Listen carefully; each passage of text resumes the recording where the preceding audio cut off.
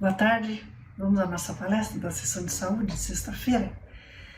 Agradecendo a Deus e a Jesus pela oportunidade, levantemos o nosso pensamento a Deus e roguemos ao Pai. Pai nosso que estás no céu, santificado seja o vosso nome. Venha a nós o vosso reino, seja feita a vossa vontade, assim na terra como no céu. O pão nosso de cada dia nos dai hoje, perdoai as nossas dívidas, assim como procuramos perdoar aos nossos devedores. Não nos deixeis cair em tentação e livrai-nos do mal. Graças a Deus e graças a Jesus. Vamos falar hoje sobre curar gratuitamente. Então, no Evangelho segundo o Espiritismo, nós lemos no capítulo 26, dar de graça o que de graça receber. E no título, Dom de Curar. Restituir a saúde aos doentes, ressuscitai os mortos, curai os leprosos, expulsai os demônios, dai gratuitamente o que gratuitamente haveis recebido. Dai gratuitamente o que gratuitamente haveis recebido, disse Jesus a seus discípulos. E com essa recomendação, prescreve que ninguém se faça pagar daquilo por que nada pagou. Ora, o que eles haviam recebido gratuitamente era a faculdade de curar os doentes e de expulsar os demônios, isto é, os maus espíritos. Esse dom Deus lhes dera gratuitamente, para alívio dos que sofrem e como meio de propagação da fé. Jesus, pois, recomenda-lhes que não fizessem desse dom objeto de comércio, nem de especulação e nem meio de vida. Então fica claro qual é o ensinamento, né? O médium não pode cobrar pelo seu médium de cura, não pode cobrar pelo seu serviço, né? Nenhum médium pode cobrar, na verdade, né? Mas como o nosso trabalho aqui, eu estou me referindo especificamente aos médiuns de cura. E como exemplo, né, desse ensinamento, eu trouxe então para a gente ler aqui uma reportagem que foi publicada na Revista Espírita de agosto de 1867. O título é Simonet, médium curador de Bordeaux. O Fígaro, de 5 de julho, dava conta nesses termos de um julgamento pronunciado pelo Tribunal de Bordeaux. Nesses últimos tempos, a grande paixão na cidade de Bordeaux, na França, Bordeaux fica na França, né? Então a grande paixão da época era consultar o feiticeiro de Caldeirão. Avalia-se 1.000 ou 1.200 números de visitas que ele recebia diariamente. A polícia, que faz profissão de ceticismo, inquietou-se com semelhante sucesso e quis proceder a uma investigação judicial no castelo de Bel-Air, onde o feiticeiro estabelecera o seu domicílio. Então o jornal já estava chamando ele de feiticeiro, né? Nos arredores da morada do feiticeiro, que na verdade sabemos que trata-se de um médium, né? Encontrava-se uma multidão que se dizia afetada de toda sorte de doenças. Grandes damas também aí vinham de carruagem para consultar o iluminado. Assim que interrogaram o feiticeiro, os magistrados não duvidaram que se tratasse de um pobre louco, explorado pelos mesmos que lhe davam hospedagem. Então ele era uma pessoa que trabalhava nesse lugar, a casa não era dele, né? E ele estava sendo explorado pelos que lhe davam hospedagem. Por isso o feiticeiro Simonet não foi incluído na perseguição, diz o jornal, né? Que se limitou em se dirigir contra os irmãos Barbier, hábeis comparsas que recolhiam todos os lucros da credulidade da região, dos povos, né, das pessoas que moravam naquela região. Então eles falam credulidade gascã, porque a região era da Gascunha. E eles eram então donos do estabelecimento. Como verdadeiros gascões que eram, adornavam sua casa como um castelo, a qual tinha sido convertida em albergue. Ocorre que eles se esqueceram de prover uma licença, não tiraram a licença para o estabelecimento, de modo que a administração movia um processo contra eles. E o feiticeiro Simonet foi citado na investigação como uma testemunha. Então aqui a gente tem o diálogo, né, das perguntas feitas ao como eles dizem aqui, feiticeiro, que na verdade era um médium. O feiticeiro Simonet era citado como testemunha, e aí pergunta: onde aprendeste a medicina, se sois simples caldeireiro? Era a profissão que eles dizem que ele tinha, né? Em que pensais da revelação? Quem eram então os discípulos do Cristo?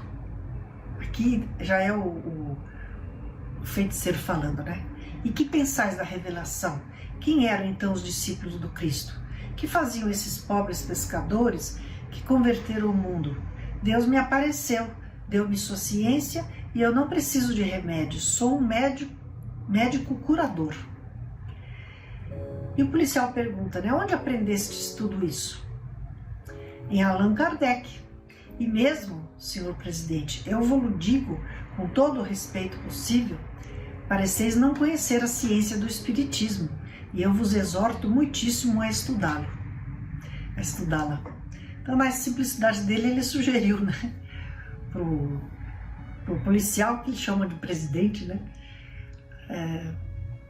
na verdade não deve ser um policial, aqui não diz, mas se falar senhor presidente, deve ser o juiz, né, que estava presidindo, né, o interrogatório lá. Aí todos riram, né? Hilaridade é que não resistiram os próprios juízes que estavam reunidos. E um deles fala, né? Abusais da credulidade pública. Assim, para citar apenas um exemplo, há um pobre cego que toda Bordeaux conhece. Ele teve a fraqueza de ir a vós e vos levava os óbulos que recolhia da caridade pública. Restituíste-lhe a vista? E aí o feiticeiro fala, né? Eu não curo todo mundo, mas forçoso é crer que eu faça curas, pois no dia em que a justiça chegou, havia mais de 1.500 pessoas que esperavam sua vez. Interessante, isso a gente sabe, né? Que nem todo mundo consegue a cura, né? E se eles estão dando esse exemplo desse cego, talvez ele não tenha conseguido, né? Então eles estão usando esse exemplo contra ele, né? Para acusá-lo de charlatão, né? E aí um dos magistrados lá diz, infelizmente é verdade, né? Realmente havia 1.500 pessoas no lugar.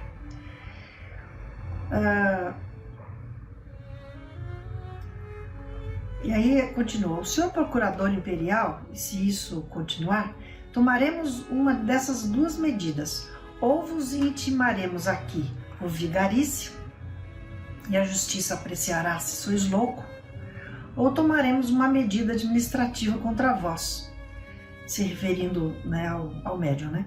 É preciso proteger as pessoas honestas contra a sua incredulidade. Aí vem uma explicação, né? No castelo de Bel-Air, não pediam dinheiro aos consulentes, mas apenas lhes distribuíam um número de ordem, pelo qual pagavam 20 centavos. Depois havia os que traficavam com esses números, revendendo-os por até 15 francos. Ou seja, eles vendiam um papelzinho, que era uma espécie de uma senha, né? E depois essas senhas eram revendidas. Qualquer semelhança é pura coincidência, né, gente? O homem ainda, infelizmente, não mudou, né? Enfim, davam de comer aos pobres camponeses, vindos algumas vezes dos limites da região, né? Havia uma caixa de esmolas para os pobres. Desnecessário dizer que os hospedeiros do feiticeiro se apossavam do dinheiro dos pobres. Então eles eram os vigaristas, né? Vendiam senha, né? Depois eles revendiam, tinha os malandros que revendiam, e eles ainda tiravam o dinheiro da caixa dos pobres. Dinheiro que as pessoas às vezes depositavam lá, né? E no final o jornal diz, né? O tribunal condenou o senhor Barbier a 2 meses e 1 mês de prisão e 300 francos por contribuições indiretas. Administrador Rocher. Então isso foi o relatório que o administrador passou para o jornal, né? E depois aí vem o comentário do jornal. Eis a verdade sobre Simonet e de que maneira sua faculdade se revelou. Os senhores Barbier construíram em Caldeirão, naquela localidade, né, subúrbio de Bordeaux, um vasto estabelecimento, como há vários no bairro, destinado a bailes, núpcias e banquetes, e ao qual deram o nome de Château du Bel Air. O que não é mais... Ele tem umas observações aqui que também não tem muita importância, né? Simonet, então, trabalhava ali como marceneiro, não caldeireiro, marceneiro. E durante os trabalhos de construção, acontecia muitas vezes, na construção do lugar lá, né? Acontecia muitas vezes que os operários se ferissem ou adoecessem. E Simonet, espírita desde muito tempo, conhecendo um pouco de magnetismo, foi levado instintivamente, sem desígnio premeditado, a deles cuidar pela sua influência fluídica, e curou a muitos. O ruído dessas curas espalhou-se, e logo ele viu uma multidão de doentes acorrer a ele. Tanto é certo que, faça-se o que se fizer, não se tirará dos doentes o desejo de serem curados. Não importa por quem. São as pessoas que vão desesperadas procurar ajuda, né? Sabemos por testemunhas oculares, diz o jornal, que a média dos que se apresentavam era de mais de 1000 por dia. A estrada estava atulhada de carros de todo tipo, vindos de várias léguas de distância. De charretes ao lado de equipagens, havia pessoas que passavam a noite à espera de sua vez. Isso lá em 1800, hein, gente? Então, a gente vê isso acontecendo, isso ainda hoje, né? Em alguns lugares. Mas nessa multidão, havia pessoas que necessitavam beber e comer. Aí vem os problemas materiais do homem, né? Os empreiteiros do estabelecimento, que são aqueles malandros, né? Os forneciam a comida. E isso se tornou para eles um bom negócio. Até aí tudo bem, né? Estavam fornecendo a comida, cobravam e tudo, né? Quanto a Simonet, que era uma fonte de lucros indiretos, pelo menos era hospedado e alimentado. E não se lhe poderia fazer qualquer exprobação. Não dava para ele ser criticado por isso, né? Ele precisava comer e beber e ele estava sendo hospedado lá. Como se acotovelavam à porta, para evitar a confusão, tiveram então a ideia infeliz de cobrar 10 centavos por número, são as senhas, né? E mais tarde 20 centavos, o que em razão da afluência dava por dia uma soma bem avultada. Por menor que fosse essa retribuição, todos os espíritas e o próprio Simonet, que nada tinha com isso, a viram com pesar, eles lamentaram, né? Pressentindo o efeito funesto que isso produziria. Quanto ao tráfico dos bilhetes, aquelas senhas que eram revendidas, né? Parece certo que algumas pessoas mais apressadas, para serem atendidas mais cedo, compravam o lugar dos pobres que estavam à sua frente. Olha só, muito contentes com esta fortuna. Até hoje a gente vê isso, né, gente? Venda de lugar, né, a fila. Nisto não há grande mal, mais ou menos, né? Mas podia e devia necessariamente resultar em abuso. Foram tais abusos que motivaram a ação judiciária, né, dirigida contra os senhores Barbier, como tendo aberto um estabelecimento de consumo antes de se haverem munido de uma patente, ou da autorização, né? Quanto a Simonet, não foi posto em causa, mas simplesmente citado como testemunho. E a gente vê isso acontecendo muito, né? Até hoje. E esse é o grande problema, né, dessa questão da cura, porque vira um comércio, né, em volta. A intenção inicial é boa, mas infelizmente as tendências do ser humano acabam deturpando, né, a situação. A reprovação geral que se liga à exploração em casos análogos ao de Simonet é digna de nota.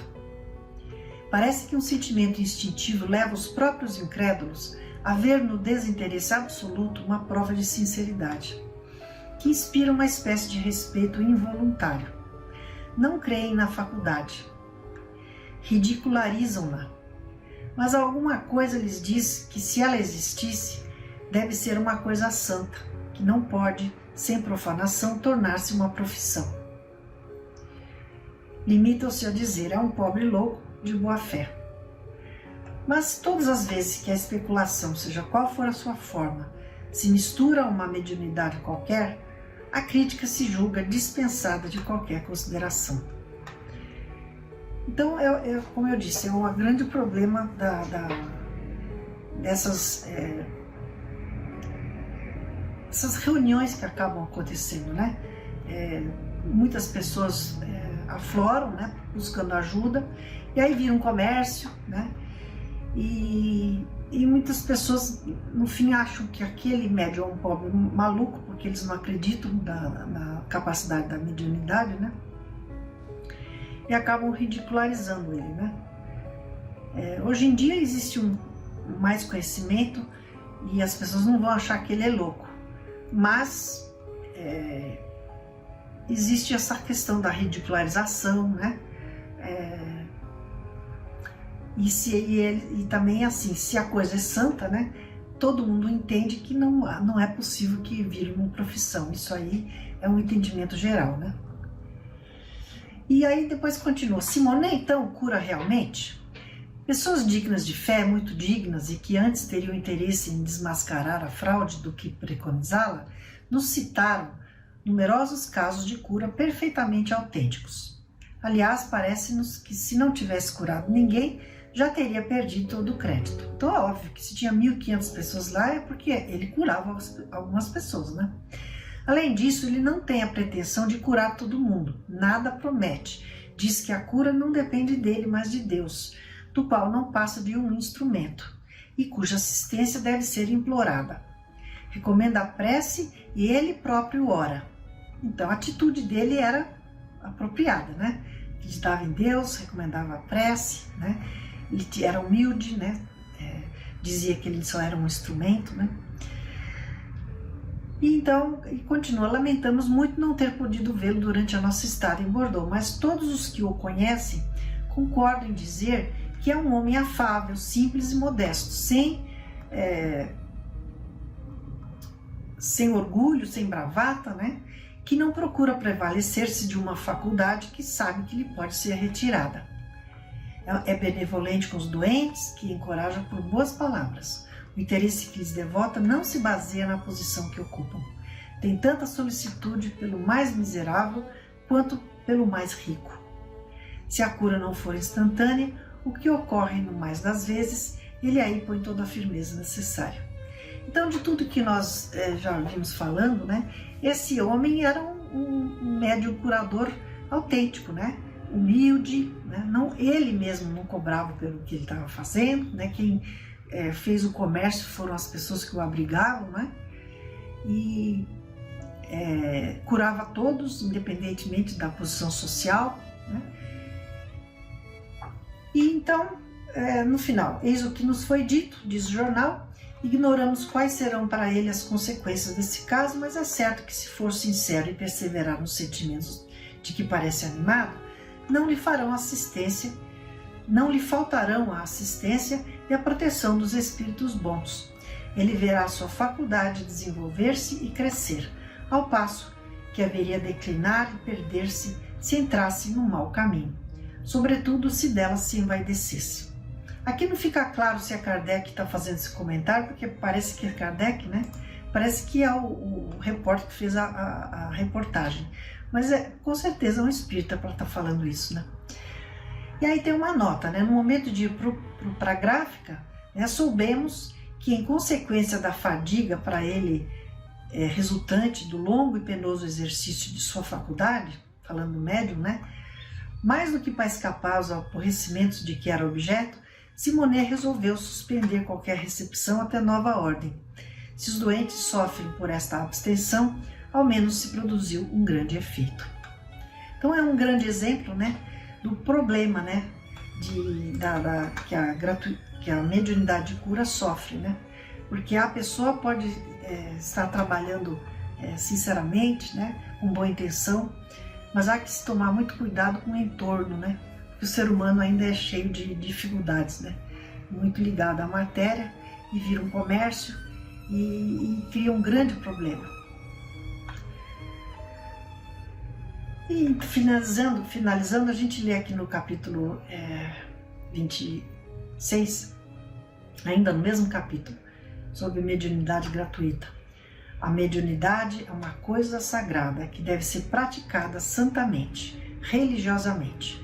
E se há uma espécie de mediunidade que requer esta condição de maneira ainda mais absoluta, é a mediunidade de cura.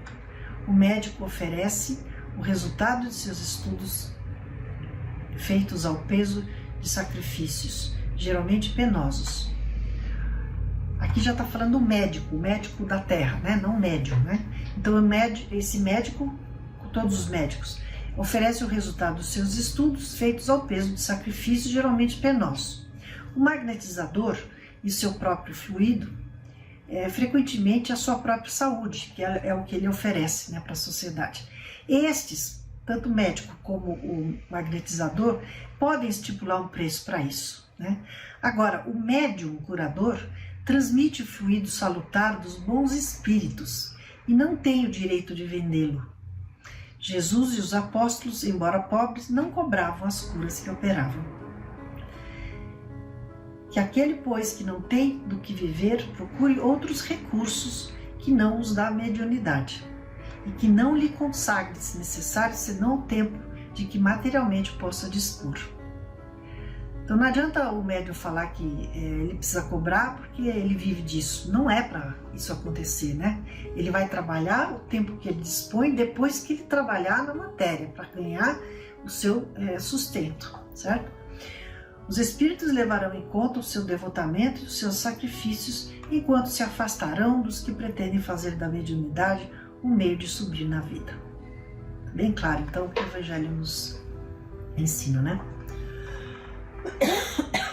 Em coletânea de preces, a gente lê: Deus concedeu aos homens a vista física, os sentidos corporais e os instrumentos especiais. Com o telescópio, ele mergulha o seu olhar nas profundidades do espaço. Com o microscópio, descobriu o mundo dos infinitamente pequenos. Para penetrar o mundo invisível, o mundo espiritual, deu-lhe a mediunidade. Os médiuns são os instrumentos materiais pelos quais os espíritos abrem os olhos dos homens para as verdades da vida espiritual.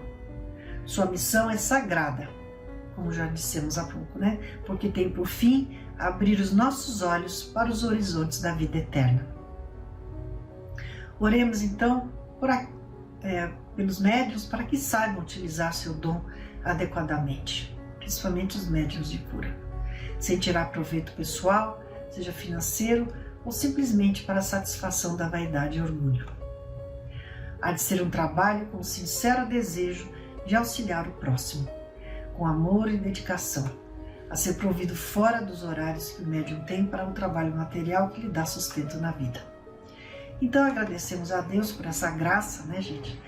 Por esse dom dado aos homens que tanto auxilia no conhecimento da vida espiritual, e peçamos a proteção divina para que os médiuns atuantes não caiam nas tentações do orgulho, da vaidade e do egoísmo, mantendo-se no caminho do bem, do auxílio ao próximo, sempre agradecendo o seu dom. Bendita mediunidade. Obrigada. Pai nosso que estais no céu, santificado seja o vosso nome.